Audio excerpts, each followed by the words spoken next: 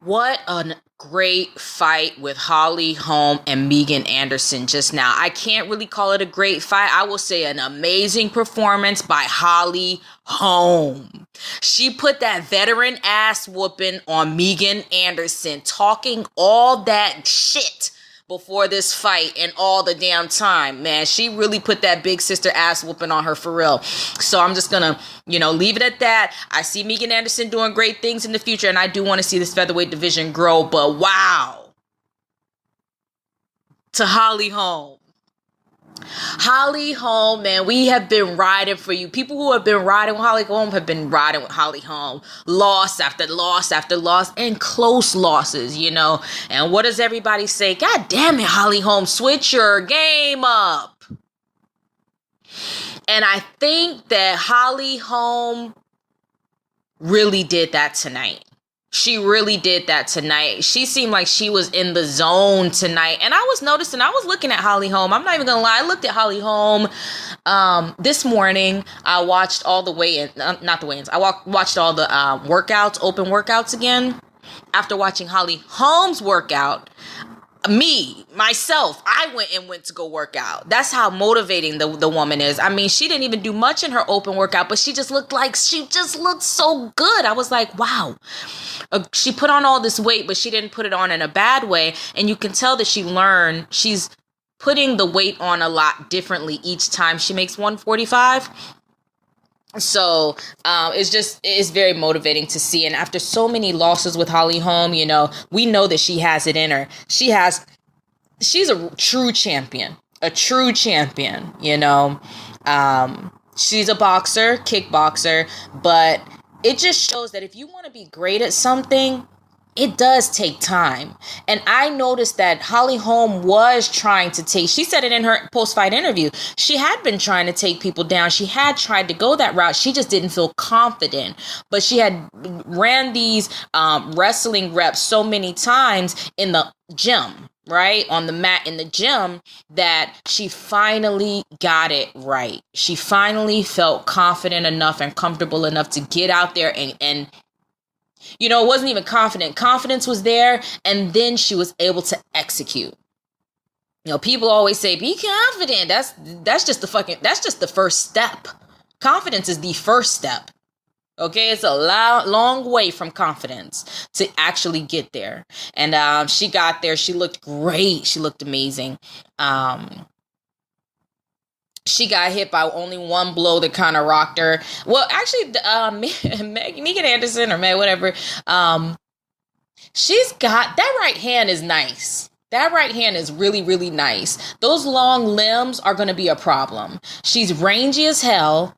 And then she's got that long ass knee that can clip you the slightest movement down. And I kept thinking, I said, well, I hope Holly Holm doesn't go down the way that she was going for those takedowns in the very beginning, because she was getting hit. She got hit by the knee once. That wasn't going for a takedown. It was just in the midst of just in movement, in transit. She got hit with the knee. And then the second time she almost got hit with the knee. And I was like, ooh, this could be a bad night. But man, she got it in there and just played. She really started to feel herself. I mean, Megan Anderson is a big girl, and not big in a way that's like, she's not fat. There's no fat on the girl. She's lean, but she is big bodied, big bone, big bodied girl. And then on top of the big bone and the big body, you can tell that she's pretty strong.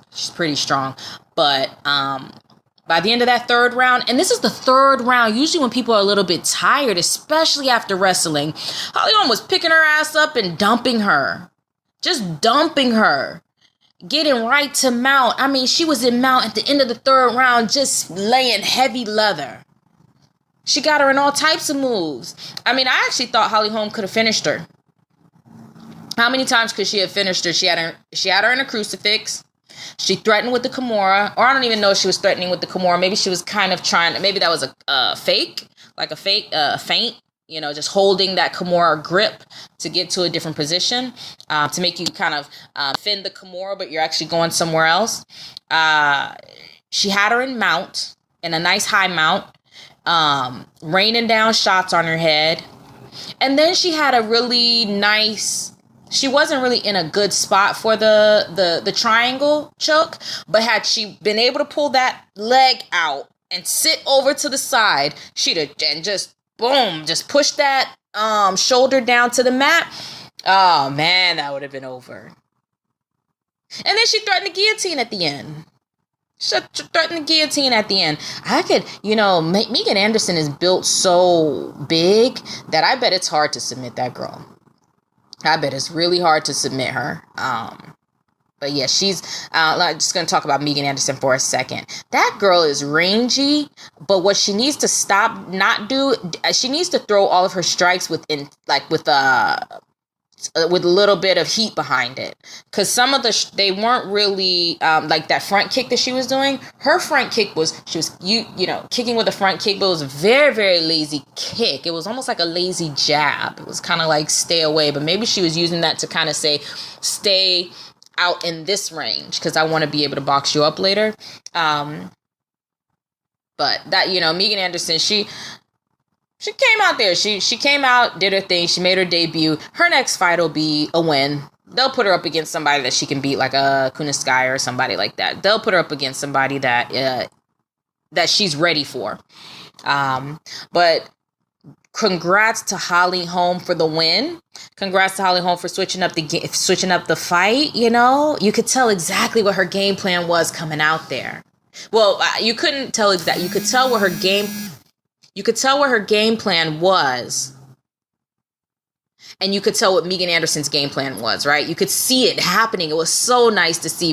I mean, Holly Holm said, you know what? I don't know if I can actually strike with this girl straight up. We're going to have to actually mix it up and do mixed martial arts. And that's where the takedowns came in. Megan Anderson has worked on that, cutting off that octagon.